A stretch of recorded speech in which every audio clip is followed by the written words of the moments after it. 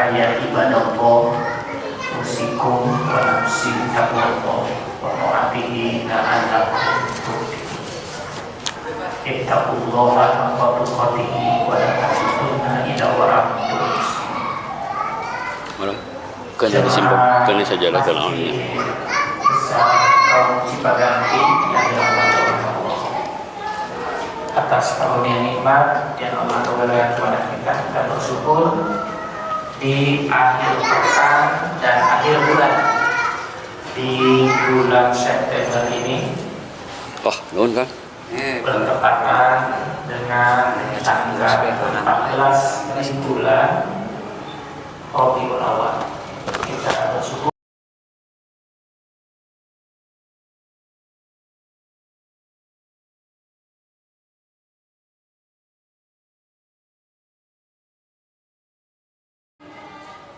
sebelum kita menyampaikan kajian rutin hadis, sedikit catatan kakinya.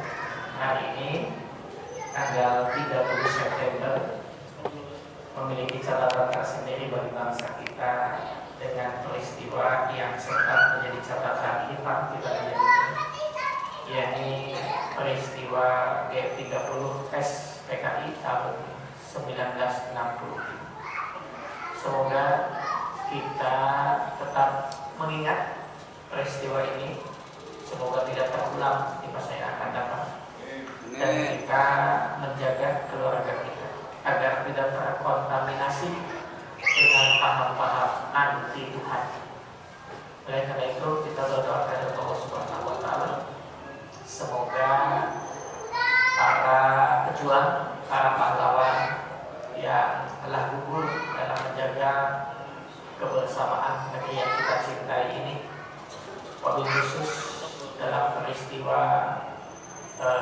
G30 SPKI kita menyebutnya begitu, semoga Allah tempatkan mereka di kerajaan Allah dengan rahmat-Nya dari Allah Subhanahu wa Ta'ala, dan semoga negeri yang kita cintai ini menjadi negeri yang selamanya dirahmati dan ditolong oleh Allah Subhanahu wa Ta'ala. Nas'alukal ijabah al-Fatihah. A'udzubillahi minasyaitonir rajim. Bismillahirrahmanirrahim. Alhamdulillahi rabbil alamin arrahmanir rahim maliki yaumiddin.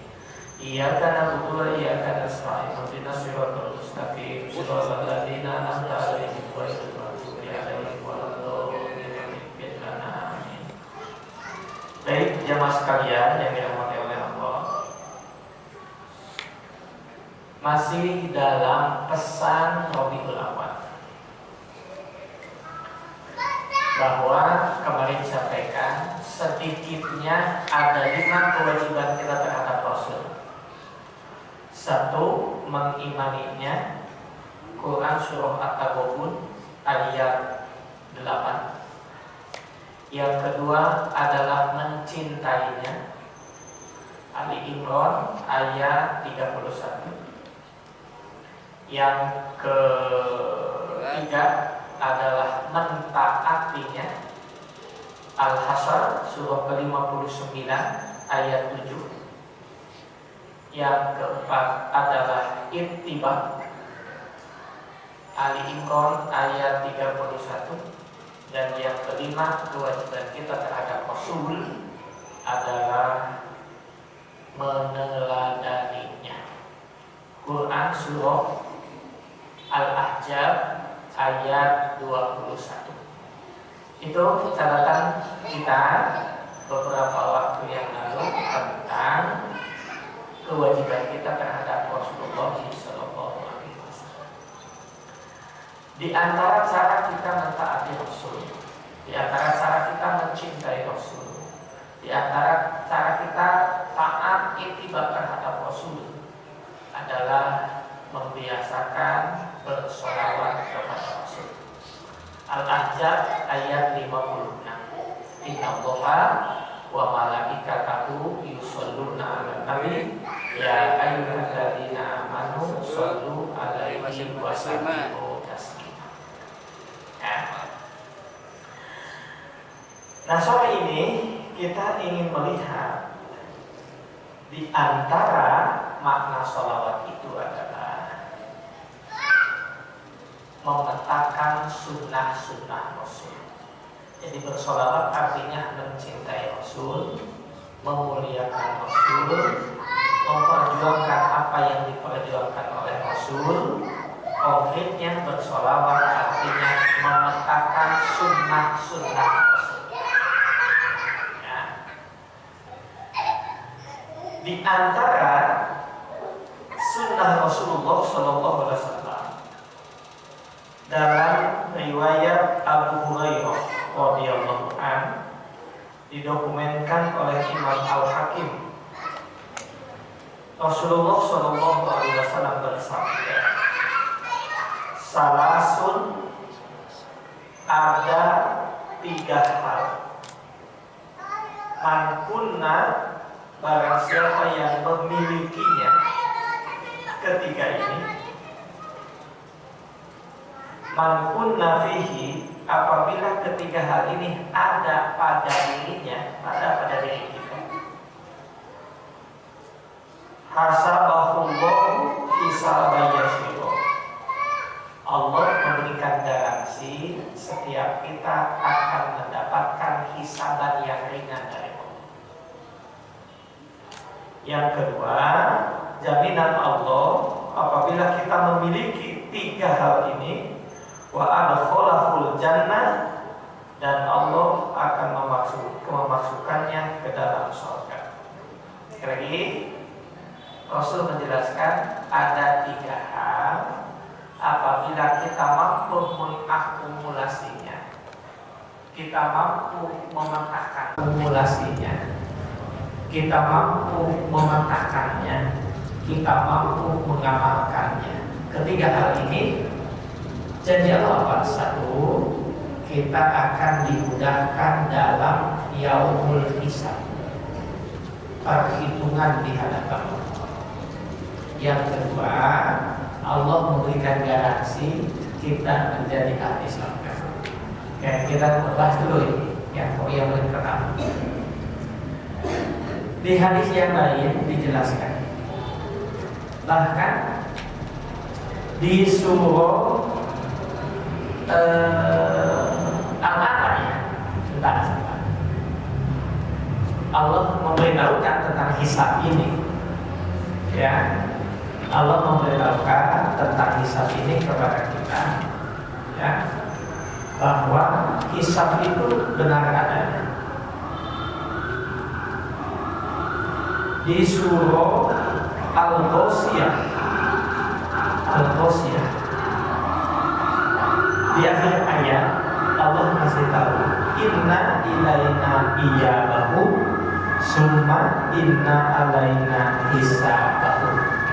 Maka ketika imam membaca surah ini, maka makmum ada yang menganjurkan dan mensunahkan berdoa ketika imam membacakan, mengumandangkan ayat summa inna alaina hisabahu. Doa kita, Allahumma hisabai yasiro. Tentunya dalam hati kita, Allahumma inni as'aluka hisabai yasiro. Ya Allah, aku mohon kepadamu hisab yang ringan. Ya. Jadi menunjukkan bahwa hisab itu ada. Ya. Hadis riwayat Abu Sunan, beliau menyebutkan, tidak akan bergeser 1 senti pun telapak kaki kita pada hari kiamat sebelum lulus tentang 4 hal. Pertanyaan, umurmu digunakan untuk apa? Yang kedua, masa mudamu dimanfaatkan untuk apa? Yang ketiga, dari mana kamu mengambil rezeki dan kemana kamu membelanjakannya? Jadi harta itu ditanya awalnya, ditanya akhirnya. Maka kita mengenal untuk harta ini dalam segala hal sebetulnya. 4 sehat, 5 sempurna. Sehat itu artinya halal dalam Islam. Halal datnya, halal transaksinya, halal cara mengelolanya, dan halal cara membelanjakannya. Setelah itu sempurnakan dengan cara bersyukur. Jadi bersyukur menyempurnakan semua nikmat Allah. Nah, jadi apa saja yang akan Allah janjikan apabila kita memiliki sifat memiliki 3 hal ini, menjaga 3 hal ini, mengamalkan 3 hal ini, Allah memberikan garansi. 1, meringankan hisab. Yang kedua adalah memasukkannya dalam surga Allah. Apa saja ketiga hal itu? Pertama, tu'ti man haramaka. Yang pertama, tiket kita mendapatkan hisab yang ringan. Yang pertama, tu'ti man haramaka, memberi kepada orang yang mencegah kepada kita.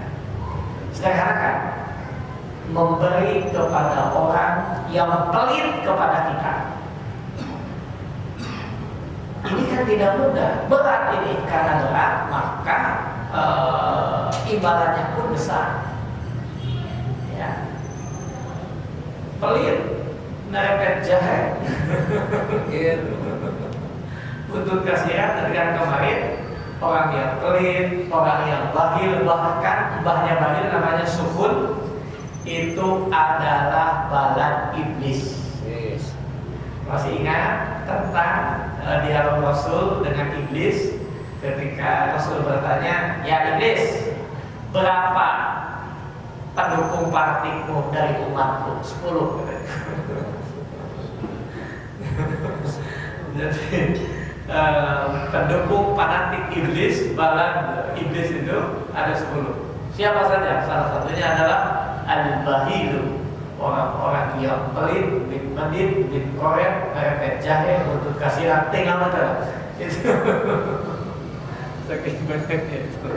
Ya, nah, maka kalau kita senang berbagi terhadap orang yang pelit sekalipun, ternyata Allah memberikan jaminan luar biasa. Itu mendapatkan 1, hisaban yang ringan. Yang kedua, jaminan masuk surga. Di hadis yang lain, Ashabus Sunan meriwayatkan, aqsus salam, silul arham, aqimut ta'am, begitu. Tebarkan kedamaian, bangun keakraban, senang berbagi dengan teman-teman. Sallu wa nasuniyah, yadkhulunal jannata bisalam. Engkau masuk surga dengan selamat. 4 poin dalam hadis itu. Tebarkan kedamaian, bangun keakraban, berbagi, mengenyangkan teman-teman. Setelah itu, sholat malam. Ketika orang lain sedang tidur, itu menjadi tiket bagi setiap kita mendapatkan surga. Nah, untuk mendapatkan hisaban yang ringan ternyata sama. Tu'ti man haramaka, kasih makan orang yang pelit kepada. Dan kita pengennya balas dendam. Kita pelit-pelitan dulu, itu hawa nafsu kita dan iblis senang. Gitu. Kalau kita berbagi dengan orang yang pelit, maka iblis benci, tapi Allah senang. Sampai-sampai Allah memberikan garansi mendapatkan hisaban yang ini. Ya. Kenapa? Karena semua amal kita tercatat rapi dan kita akan diminta bertanggung jawab. Maka salah seorang ulama sufi dari Khurasan, dari Baghdad, di zaman Abbasiyah, menyampaikan pesan kepada kita,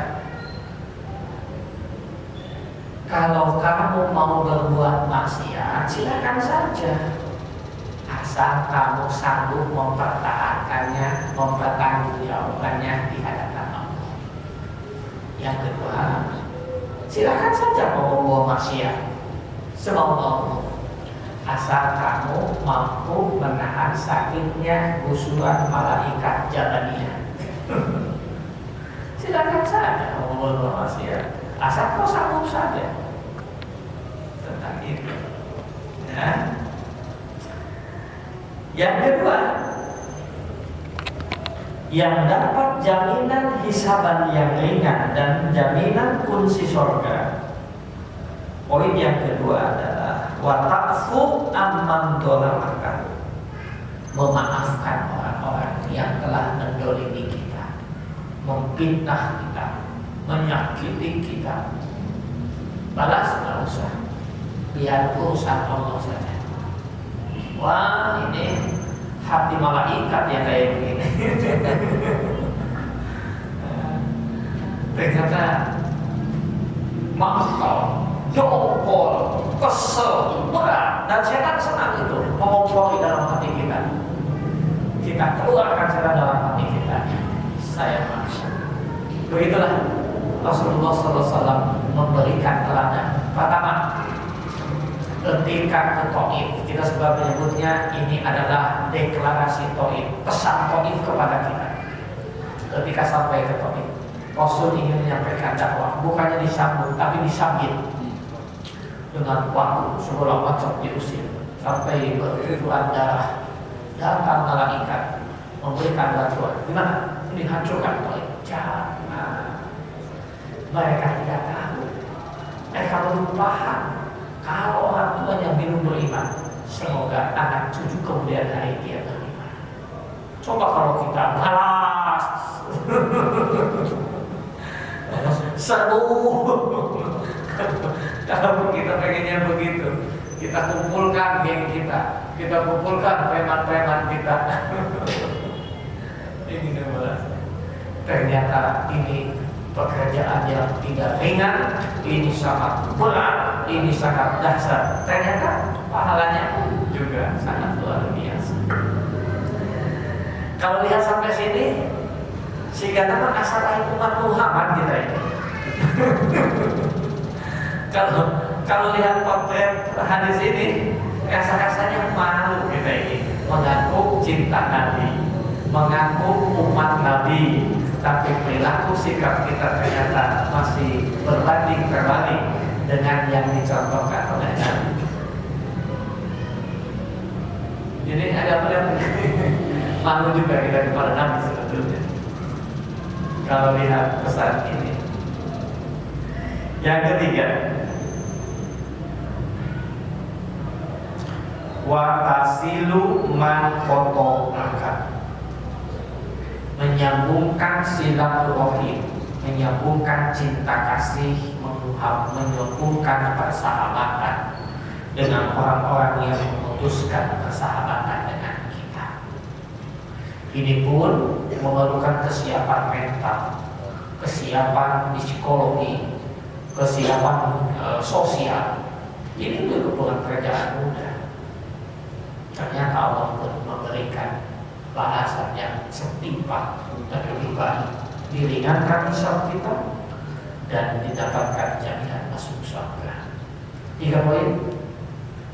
Senang berbagi dengan orang yang pelit kepada kita, memaafkan orang yang mengkhianati, mendolimi kita, menyambungkan pertemanan, persahabatan dengan orang yang memutuskan persahabatan dengan kita.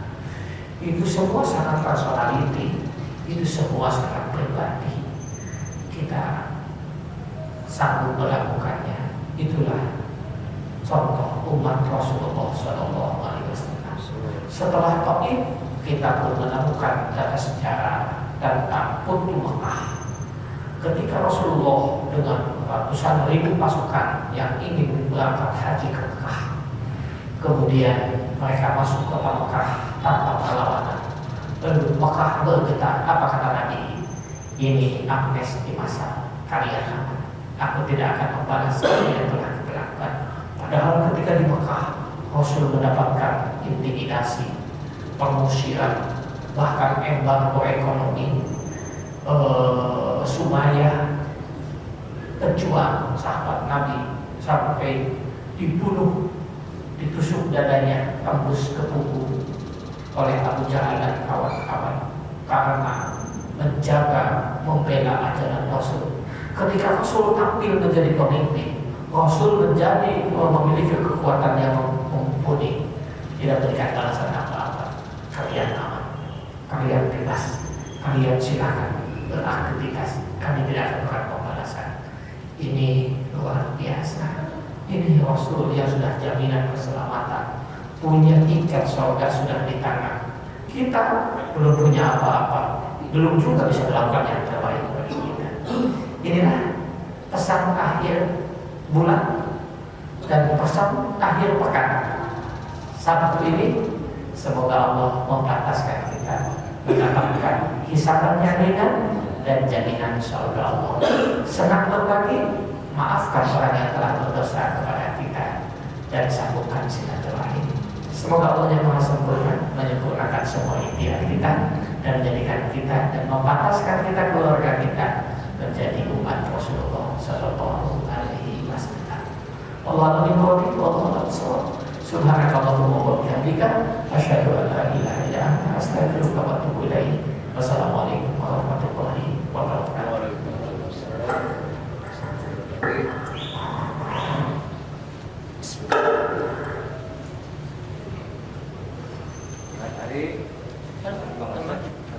Kalau kasep dah.